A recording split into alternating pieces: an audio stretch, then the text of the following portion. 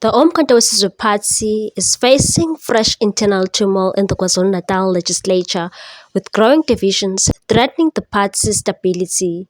A letter dated 3 March 2025 written by party's chief whip in the legislature, Mervyn Dix, to Secretary General Floyd Shivambu has exposed tensions within the caucus. Dix alleges that a faction within the party is operating independently, defying leadership structures and demanding the reinstatement of suspended members. Dix, who was appointed chief whip late last year after the suspension of Dr. Kwazi Mbanjwa and Thobani Zuma, complained that he and legislature leader Inkosi Phathisizwe Qhilisa were excluded from a caucus meeting held on March 5, 2025.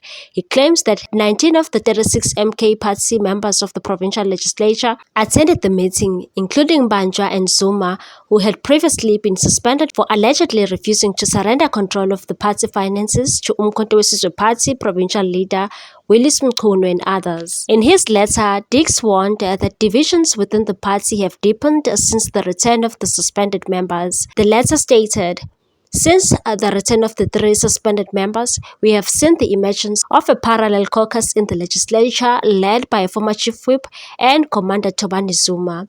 According to Dix, members of the faction reject the party's constitution and refuse to recognize the authority of Shivambu, the head of the presidency, the provincial convener, and the chief whip." The letter said they are only recognizing Kwazi Mbanjwa as their chief whip and are demanding the immediate reinstatement of Thobani Zuma and others. The faction also wants an urgent meeting with the former President Jacob Zuma, who led the Umkhonto we Party, to address their concerns. Dix described these moves as part of a well-orchestrated campaign to undermine the Umkhonto we Party's decision-making processes. When contacted, the Umkhonto we spokesperson Nhlamulo Ndlela said he was unaware whether Shivambu had responded to Dix's letter.